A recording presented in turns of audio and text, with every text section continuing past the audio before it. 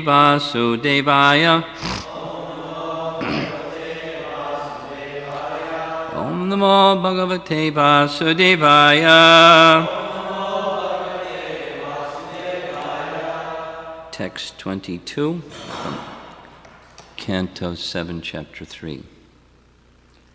Hiranyakashipu's plan to become immortal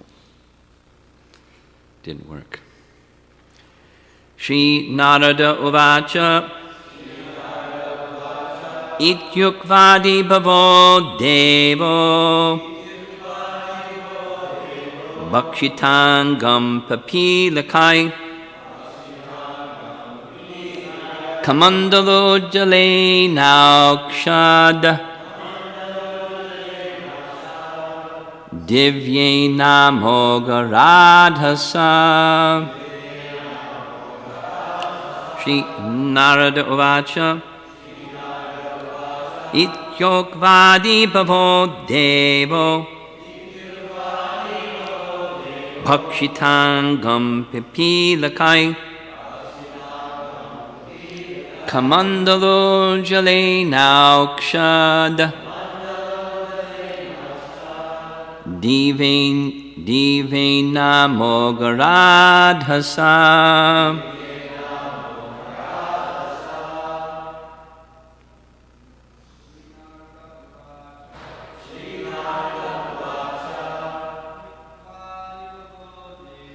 Ityokvadi Bhavo Devo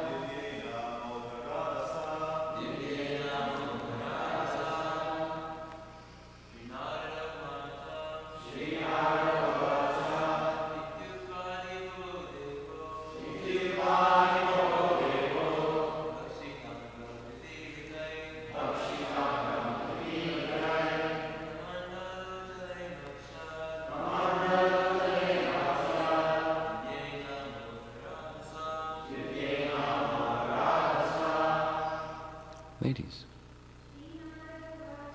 Shri Narada Uvacha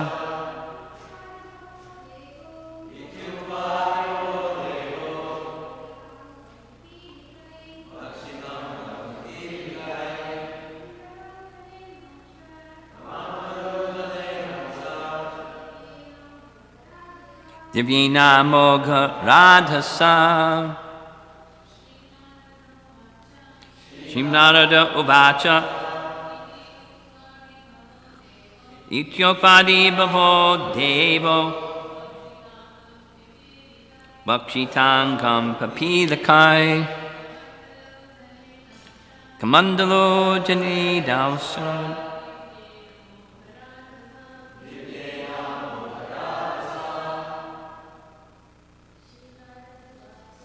Shri Narada Uvacha Ityokvadi Bhavo Devo Bhakshitangam Papilakai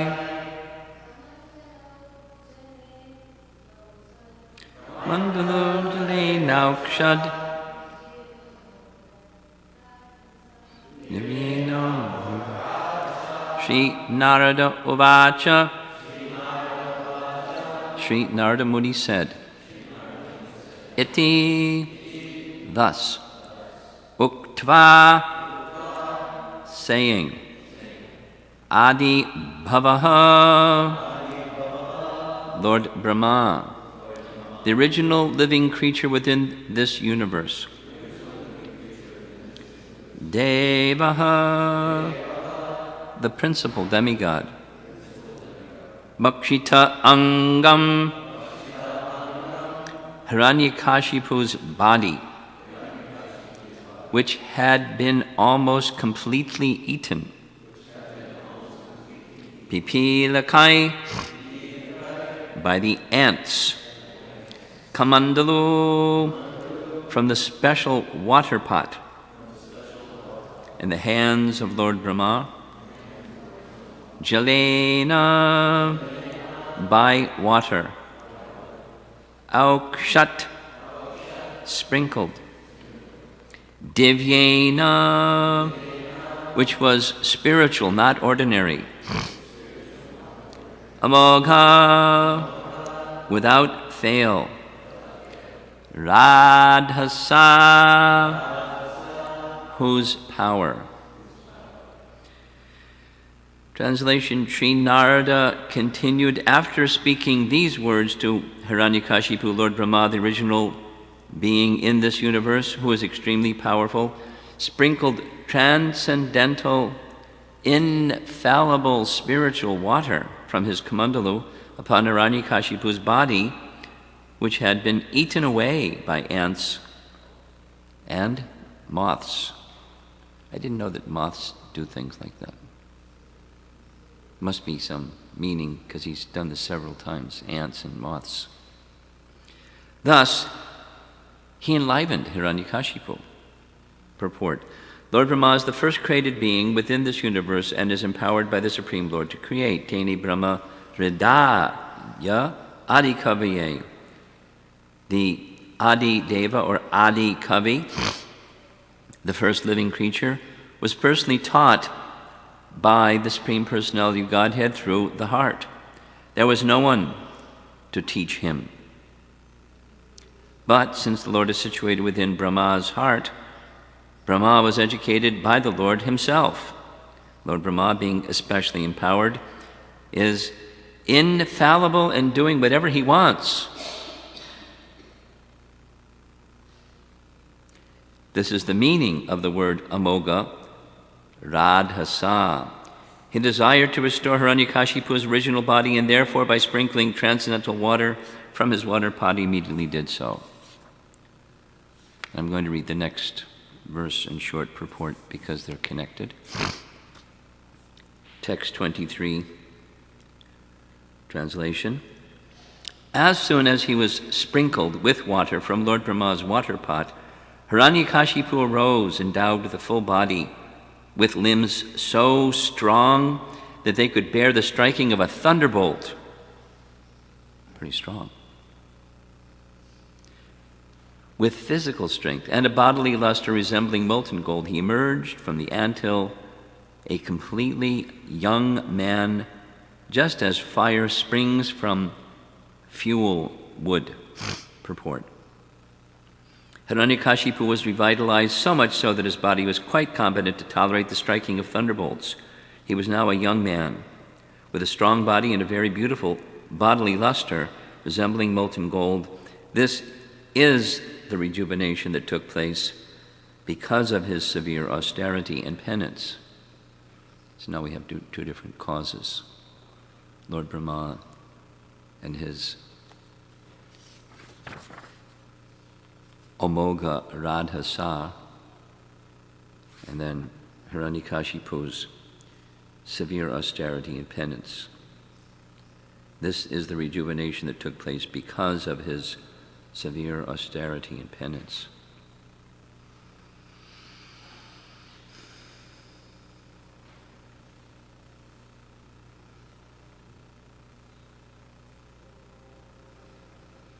So Prabhupada begins the purport by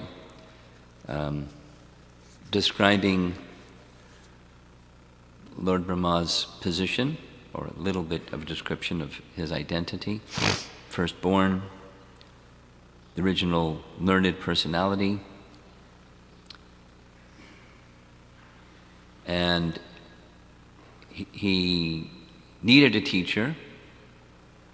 By the way, Krishna doesn't need a teacher, but everyone else needs a teacher. So because there was no other being, Krishna gave him his teachings, and he gave his teachings from within, described in this purport. And then the Lord gave him the power to create And with that power to create, he created. So he had these, now mentioned two unique characteristics. The original being, three: original being, original learned person, and empowered to create. So he was empowered to realize and empowered to create. So especially powerful. Now, Prabhupada goes on to say,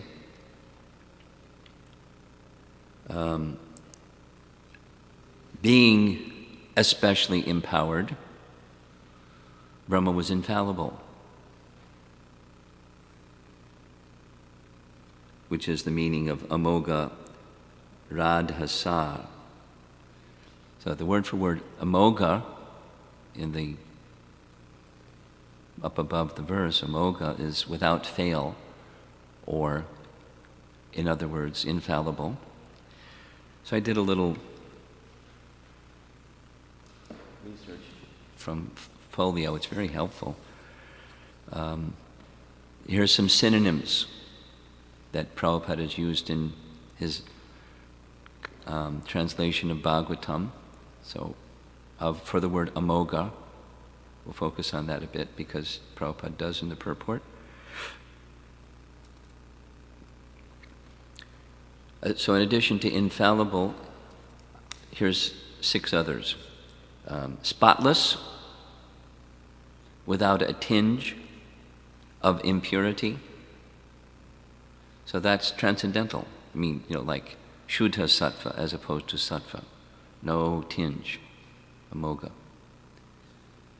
Then another is nothing lamentable. Again, that's lamentable is a mode of nature. It's the ignorant one. And within that which is amoga, there's nothing lamentable. With full knowledge is a third. Perfect. These are transcendental terms.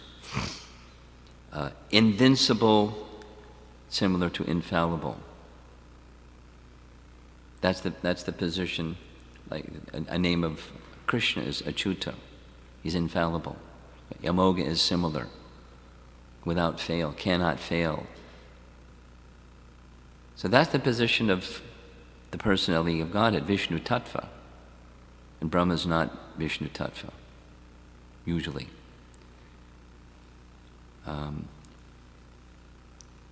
Untainted, similar to spotless, without obstruction. Like determination that's amoga. Infallible. Untainted, unobstructed. Nothing can stand in its way, like pure devotional service. Nothing can start it, nothing can stop it.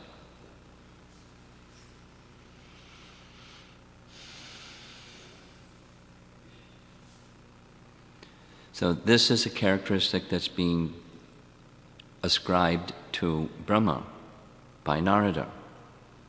Narada is the son of and the disciple of Lord Brahma, and he's describing him in these terms.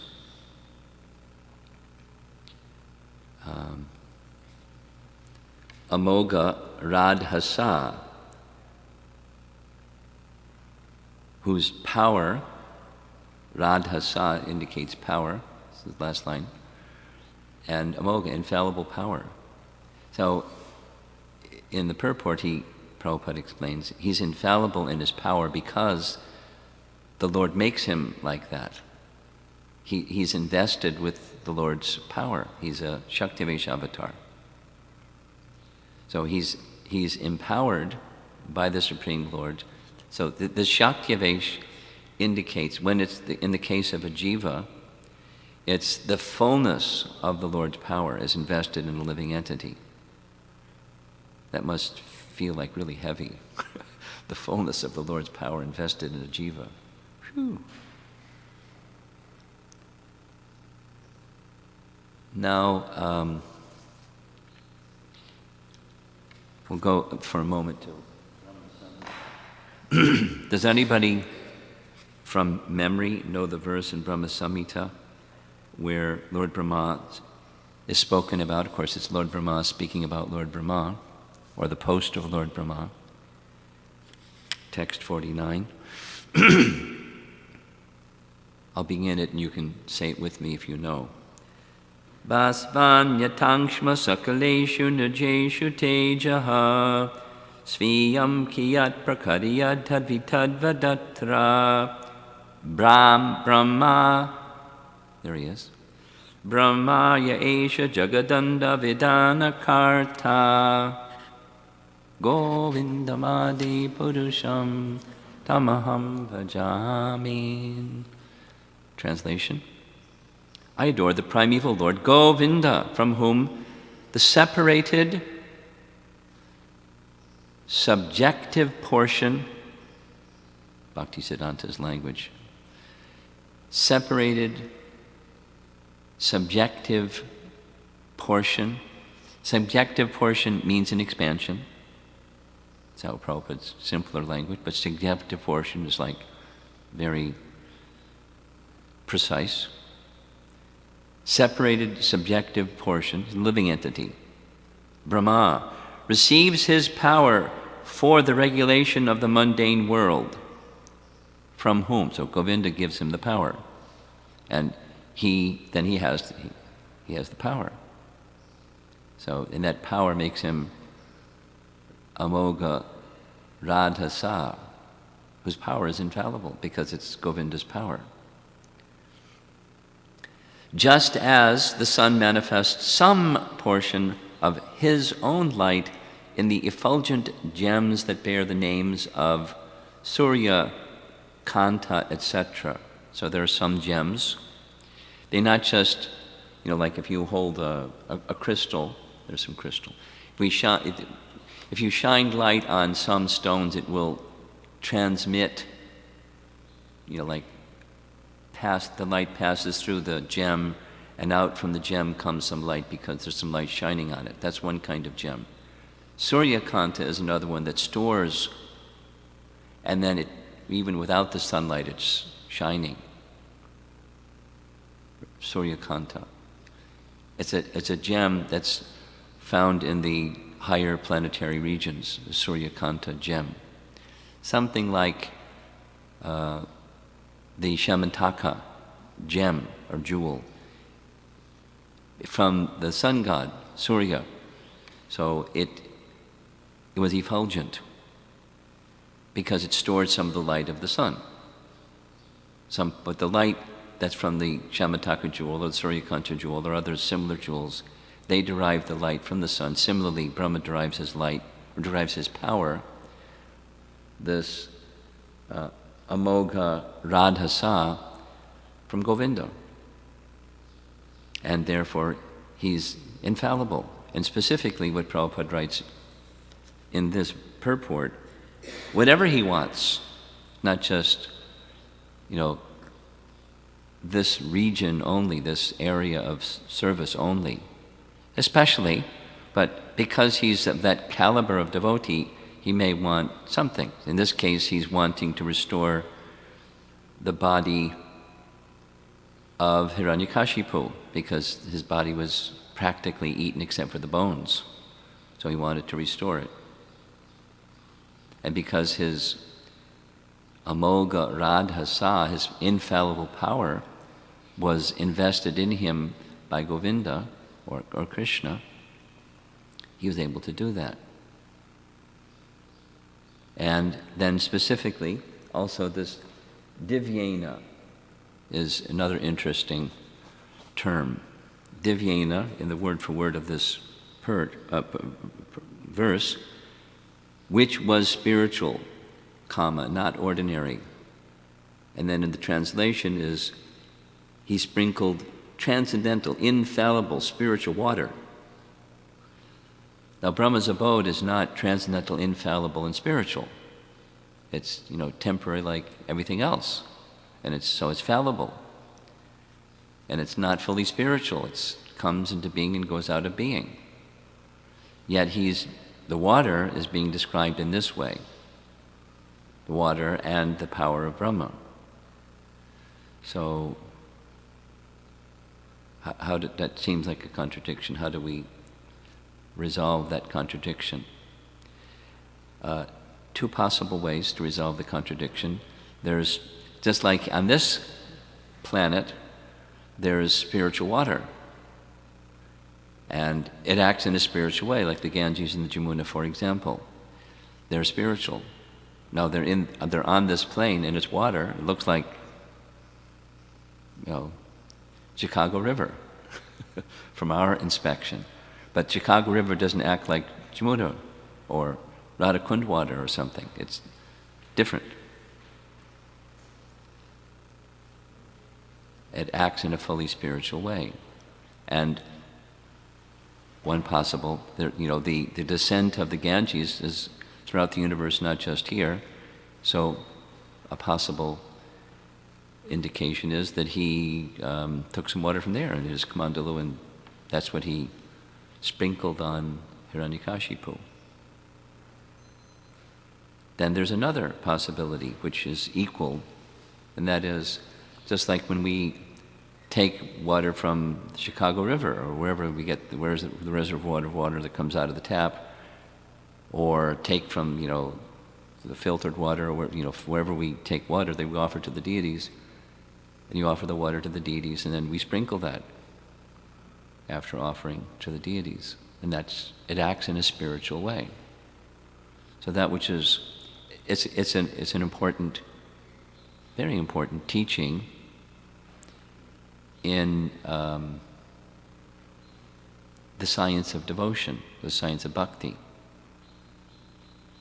The chapter 87 of Canto 10 talks about this topic. You ever read that chapter? Pretty puzzling, isn't it? Deep and profound and puzzling. When we had our last, we call it now a midterm meeting, so it was in October, we were in Tirupati. That was the chapter that was being discussed. Everyone, all the speakers had to speak from that chapter. My God, very, very elevated subject. The topic is quite simple in principle. The topic is things that are of this world. It's Maharaj Parikshit, I'm just paraphrasing and keeping it really simple. Maharaj Parikshit goes, wow, I'm completely free from any fear of death, let that snake bird come. He says that several times. But how did that happen? I'm completely absorbed and thought of the Supreme Lord completely beyond any condition of fear. If you remember from yesterday evening, that one of the characteristics of even sadhana bhakti is that it frees one from material contaminations, like one of them was kleshas, kleshagni, fear of death. He was beyond that. Then he asked the question, how did it happen? Because all that happened was something that was material, your tongue was engaged with something material, my ear, and then it happened. So how did it happen? How can something material create something spiritual? That's the question. And then Shukadeva Goswami says, fantastic question. This is such an important question. It was discussed long ago by great sages. And then he says, and when those sages were discussing, they referred to a discussion that happened long ago when the four Kumaras were discussing with the personified Vedas, the same question. In other words, it's a good question. It's a classic. And the short answer, it's a long chapter, very, very deep, intricate, puzzling. Everything has its source of emanation, Krishna. And when something is used in service to Krishna, the fundamental spiritual characteristic of that, namely its connection with the source of emanation, is restored. It becomes spiritualized, in other words. Prabhupada's simple example is the iron rod in fire. becomes like fire, although it's iron.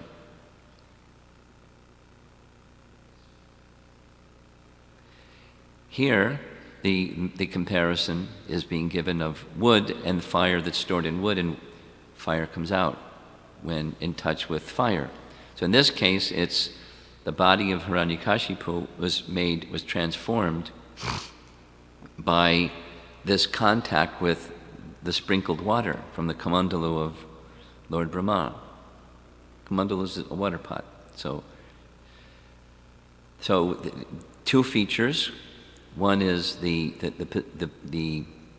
empowerment, the infallible empowerment of Lord Brahma to do what he wants, specifically in terms of creation, but here in this case also restoring the body of... If he can create a universe and populate in all the varieties of species within the universe, because it's the potency is from him, and then he passes that potency on to others who assist him, he has the potency to restore the body of whoever he wants.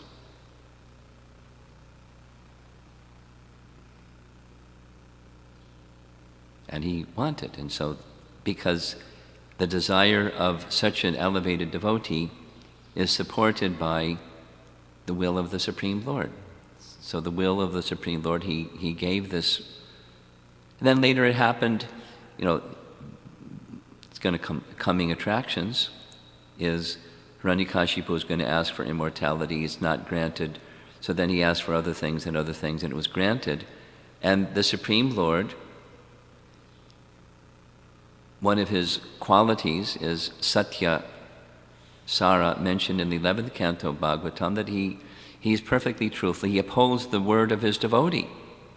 That's how truthful he is. So the personality of God had upheld the word of Brahma because Brahma gave his word. And then later in this canto, when Prahlad is installed on the throne, there's that ceremony. Lord Sringadev pulls Lord Brahma to the side and says, "Don't do this again. Don't make such promises to demons, because the Lord will support." So that makes the Amogha Radhasa, and then the water, again, either one of these three, from the transcendental origin, the descending Ganges, offering to the Supreme Lord. Or, here's a third possibility. The third possibility, I'm going to make reference to nectar of devotion.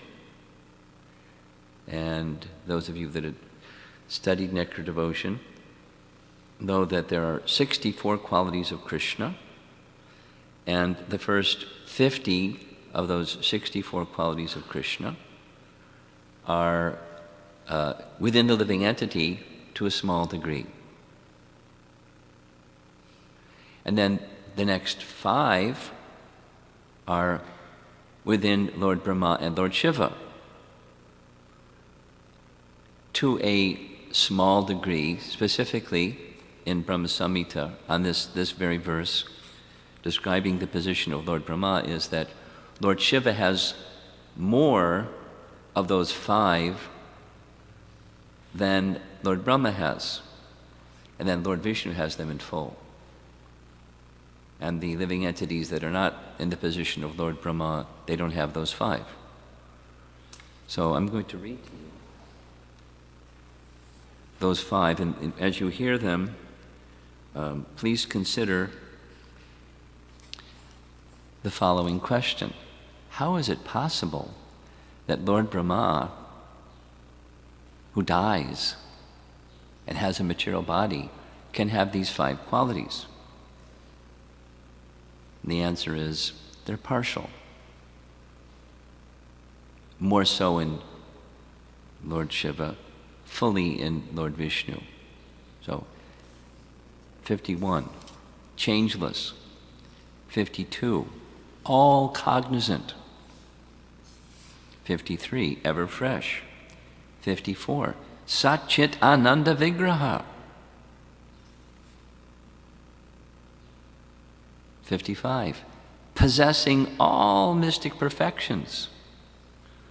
Well, take any one of them, and Lord Brahma doesn't have that. He doesn't have a Satchitananda Vigraha. Doesn't have all mystic perfections. Not ever fresh. He's not all cognizant. I mean, he knows a lot, but he's not all cognizant. That's super soul. And changeless. He dies. He undergoes, he goes to sleep. He has changes. So the explanation given by our acharyas is partial. Partially Satchitananda. And some explanation goes like this. Anyway, I won't go into the whole long explanation, but just one day of Lord Brahma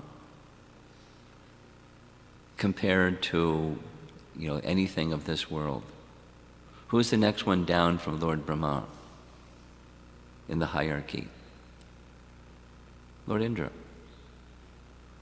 And Lord Indra, there's an Indra during the span of each Manu, and then there's another Indra and another Indra and another Indra.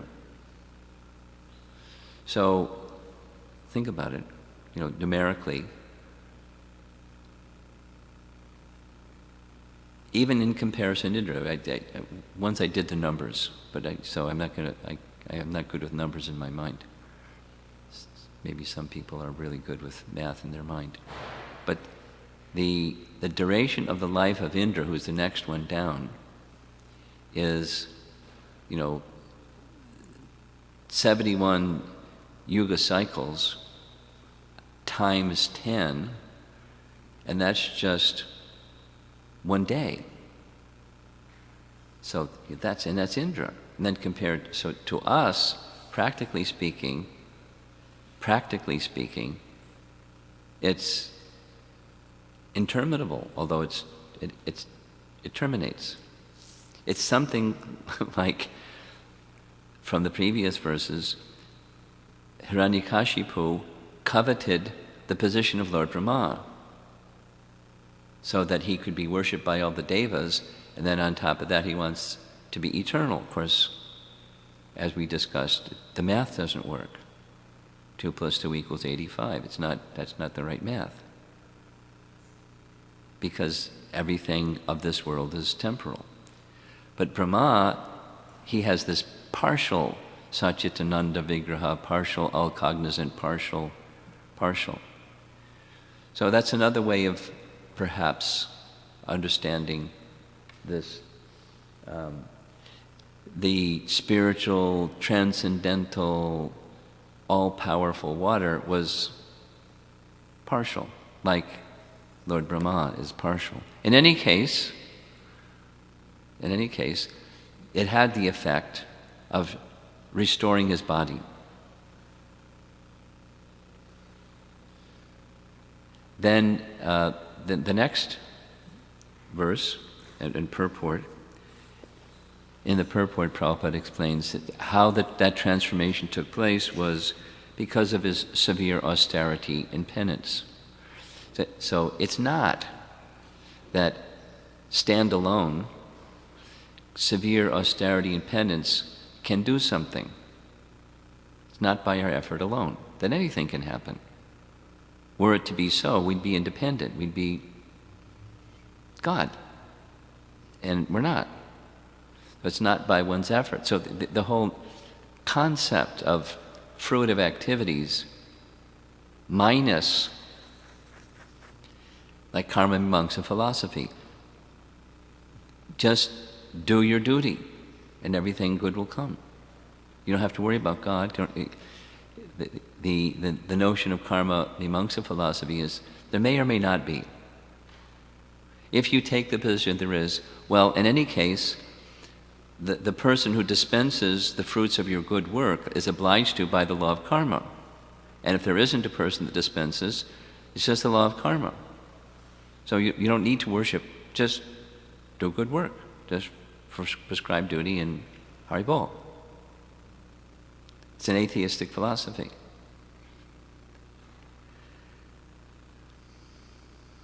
So it's not that because of his severe austerity and penance alone it was possible. There was some reciprocation, and that's in fact how it happened.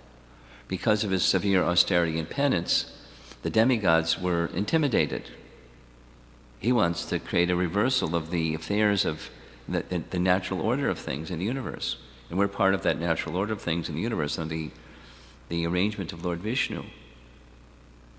So because of that severe austerity and penance creating the disturbance, then Lord Brahma came, and then, so there's these two things, even for the atheist.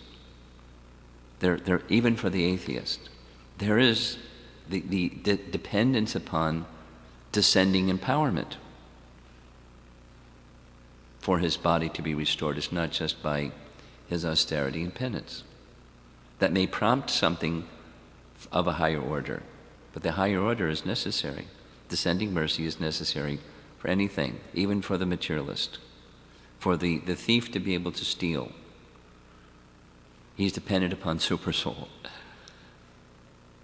He may not believe in God or whatever, but whoever, Hiranyakashipu, was also deriving his power from Vishnu, as was Prahlad deriving his power from Vishnu.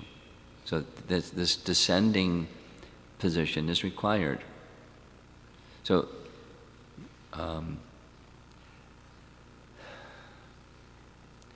there are statements in Srimad Bhagavatam, which is our Amala Purana, which may appear to support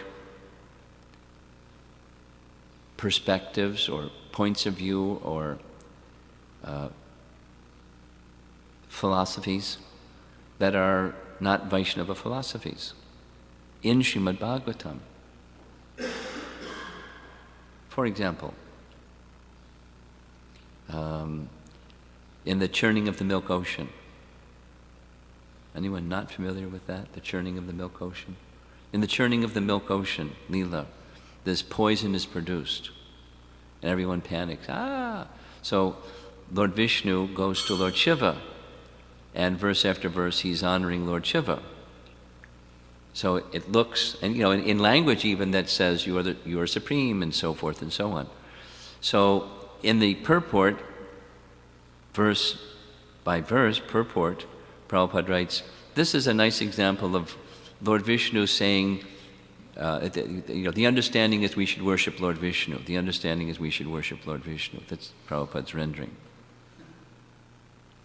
But somebody else would read, just see, this is Shiva is supreme, and other things and other things.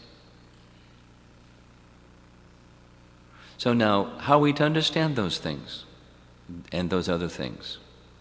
And our great Acharya, Jiva Goswami, indicates that anything, all of the paribhasha sutra of a scripture is the emperor. And by definition, according to Vedic texts, what a paribhasha sutra is, all other, it rules so many other statements and facts that may follow in a text. And to understand anything, it must be consistent with and subordinate to the emperor. Any other understanding is an incorrect understanding and must be rejected. It must be subordinate to and subservient to this Paribhasha Sutra. It rules a whole series of seemingly unrelated facts and events. The seemingly unrelated facts are actually to enhance and elucidate the first, the Paribhasha Sutra. And the position of Srimad Bhagavatam is similar in relation to any other literature within the Vedic compilation of literatures, Puranas and otherwise. It rules.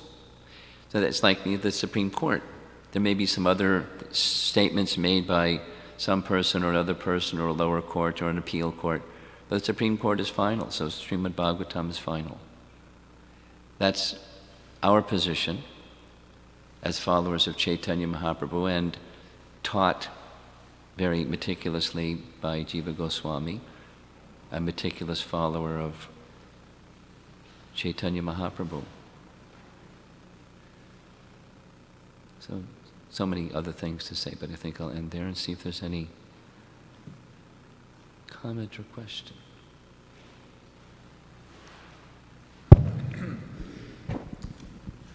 Hare Krishna Maharaj. On the same point of Amoga Rajasa. What's that? On the same point of Amoga Rajasa, okay. I was wondering, could another possibility be that this is Narada Muni's subjective appreciation of Lord Brahma, who is also his spiritual master? Like, in other words, like ontologically, Lord Brahma is in one position, but the vision of the spiritual master will be subjectively seen differently by different types of Well, one might think like that, but then the counter to that is Narada Muni himself is a transcendentalist. He's not just, pumped up to exaggerate the position of his spiritual master. He's, one might think like that, one might have that view or argue like that. And the counter is, Narada Muni is not, there's a word for that, just make exaggeration, hyperbole about someone that's inappropriate, just like they're fired up or pumped up about somebody they like or they appreciate or have a high regard for. Such persons as Narada don't speak like that. And Srimad Bhagavatam doesn't address like that. And, our other authoritative literatures have a very clear explanation of some other way by which one can understand what Narada is saying. It's not, an inappropriate exaggeration or a non-factual exaggeration. But somebody might speak.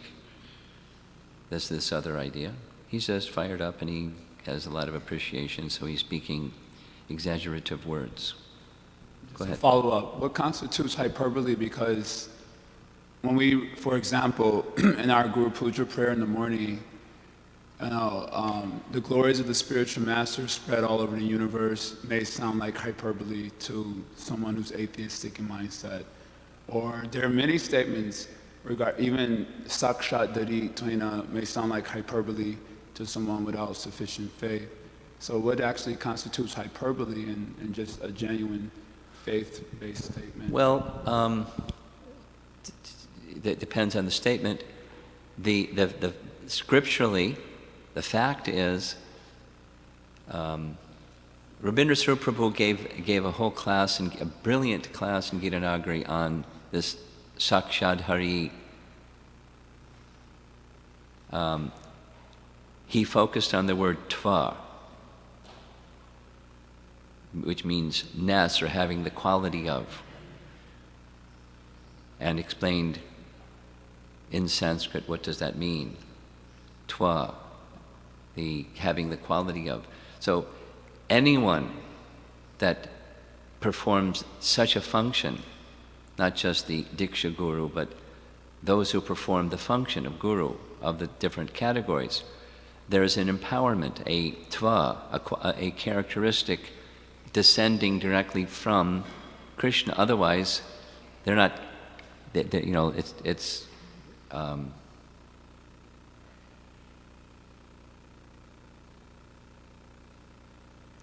illusory, or it's false. It's in name only. So there may be degrees, like this discussion about the 5 characteristics of Lord Brahma and Lord Shiva. There may be greater or lesser degrees of tva, Sakshad Hari tva, ness, of being empowered by Hari, Sakshad Hari.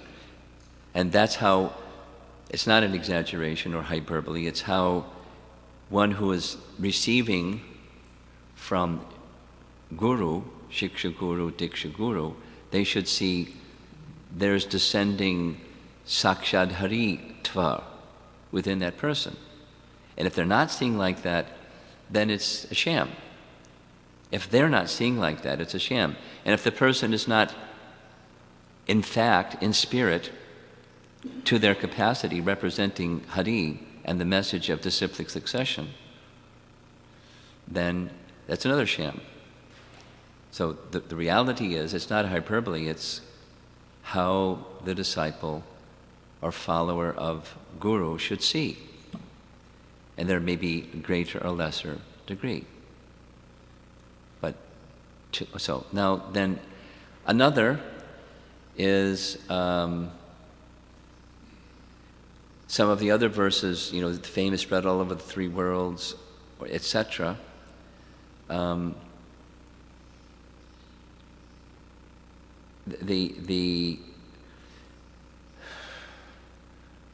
Another one of the classes that the Ravindra Sarup Prabhu gave was explaining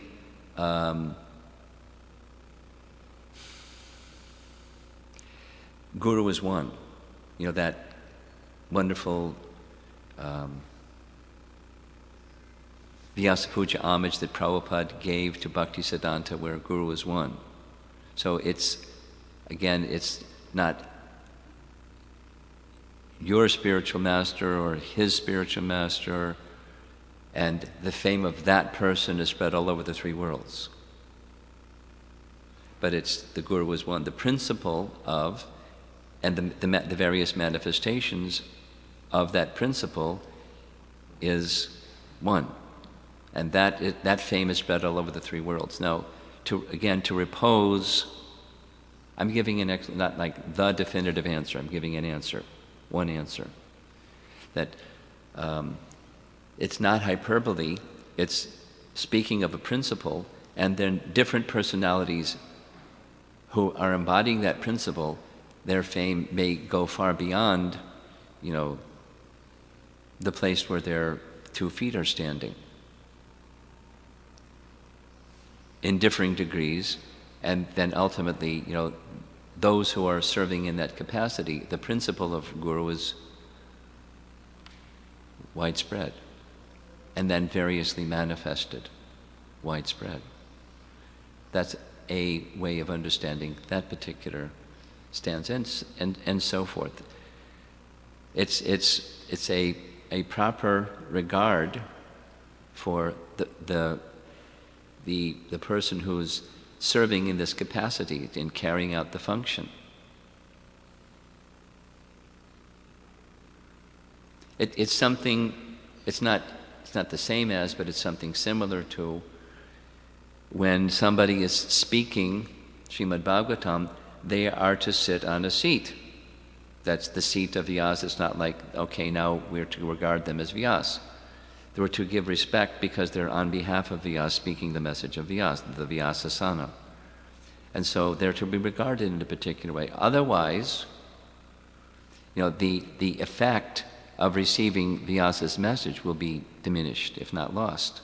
Even the person's, so proper regard needs to go to that person. Not because they're famous spread all over the three worlds, but they're representing Vyasa. And so that function is to be properly regarded. And once again, different persons may have different embodiment of that, the fullness of that capacity of speaking on behalf of Vyasa. That's a possible explanation. Going back to, is Narada speaking of Brahma in this, exaggerated glorification because he's just fired up? He likes Brahma. That's not Narada. Yes.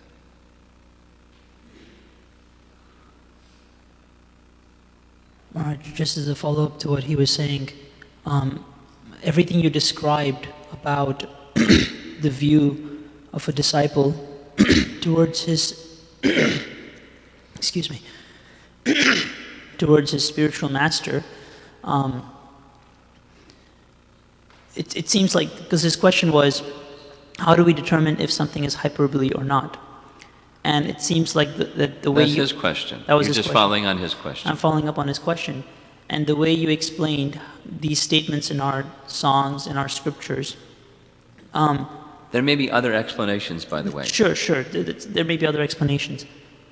Then is it really, can we say that Narada's appreciation of his spiritual master was an exaggeration, or rather it was just the faithful view of a disciple? As you were saying, the disciple should view that the spiritual master, the principle within the spiritual master, is spread all over the world. Then perhaps Narada is also seeing the principle within his spiritual master, that empowered potency, and it gives him this vision that my spiritual master's power is Remember to amoga. speak slowly. Sorry. You do very nicely at the beginning of the sentence. And I forget. And then we get to the end of the sentence, go real fast. I can't catch everything. So, Please help me. I will go back to the slow. No, I got it so far. Okay. So now the punchline is? So, can we say that Narada's statement was exaggerated, You could say that. or is, I already confirmed. You can say it. Someone can say that. I would disagree. but that I don't think that's what he's saying. I don't think he's saying that Narada's statement was an I exaggeration. don't think he's saying that either. And if someone were to say that, I would disagree for the reasons given. Now, what's your question? Okay, got it. That's it. Okay. Someone else. Jagatananda.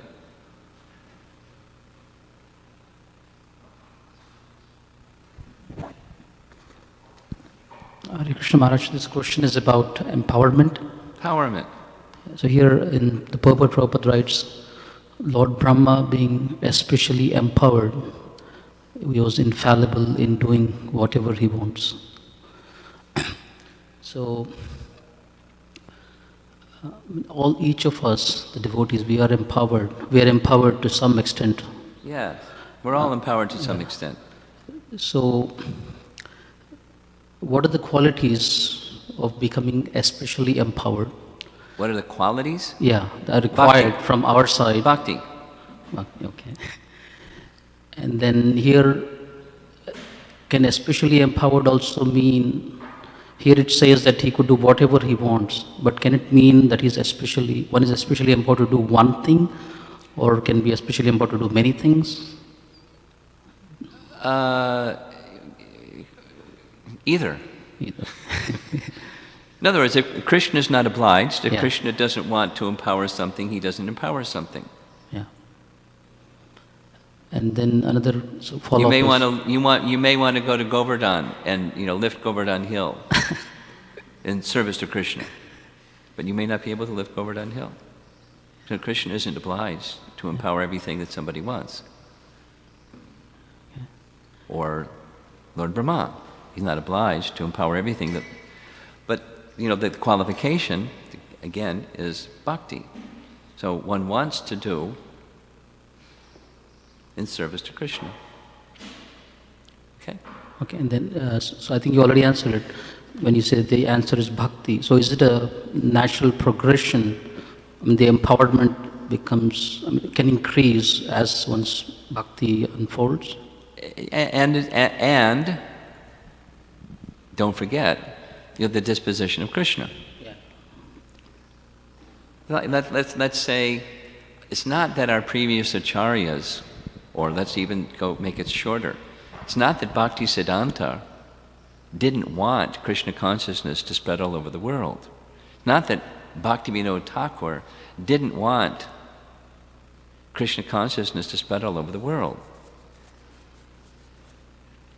On one morning walk, maybe you've heard this before, but in one morning walk I was with Srila Prabhupada, and the whole morning he was just on a roll about Bhaktivinoda Thakur, this and that, and this and that, and his cane was going in the air, and he was so enlivened about Bhaktivinoda Thakur, and then a little pause, and someone said, Prabhupada, why didn't Bhaktivinoda Thakur spread Krishna consciousness all over the world? And Prabhupada turned to them and said, he left something for us to do.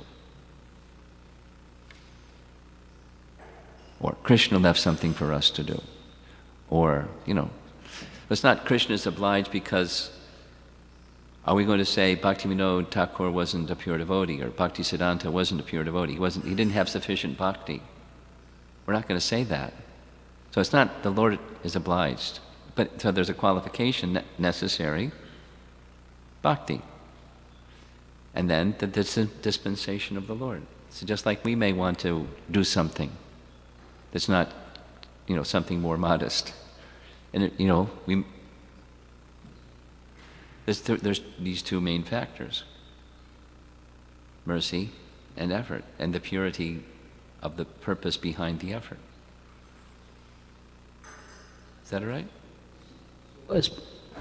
Especially empowered can also mean, qualitatively doing one thing, or it could mean both qualitatively and quantitatively, depending on what Krishna wants us to do. I'm not sure what you're asking. Qualitative, quantitative? What are you asking? No, I'm saying, so qualitatively empowered to do one thing in a qualitative way, like going deeper into one's... Krishna's independent. He can do what he wants.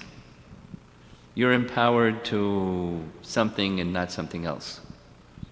If Krishna wants, he can do that, sure. Is that your question? Yes, Maharaj. Okay. It can be one or many or all. Yeah. Sure, Krishna can do what he likes. Thank you.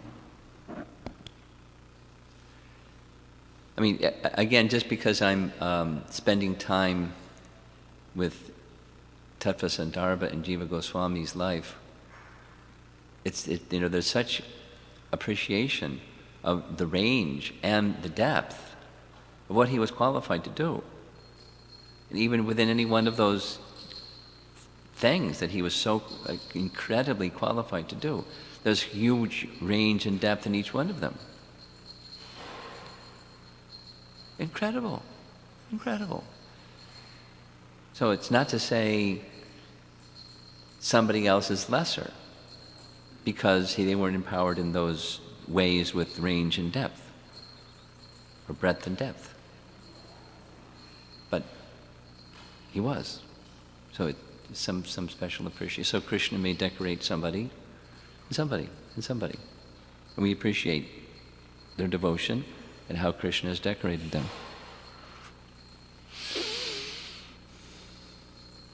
Jitendriya.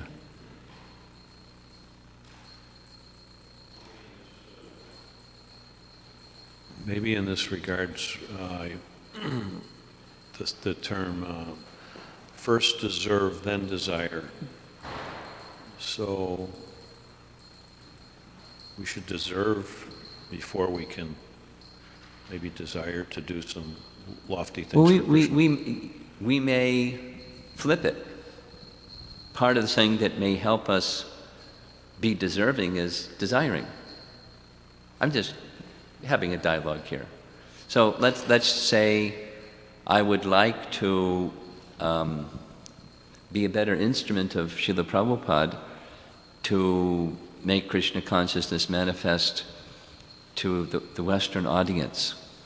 Like, you just take that little piece. I'm not qualified. But having the desire to do that may give me impetus to become qualified so that I can be the better instrument. What do you think? So we should deserve, well, we can desire after we become purified. Sure. We have to come to that level. Sure. Thank you. Sure. Anything else? Okay, Srila Prabhupada ki jai.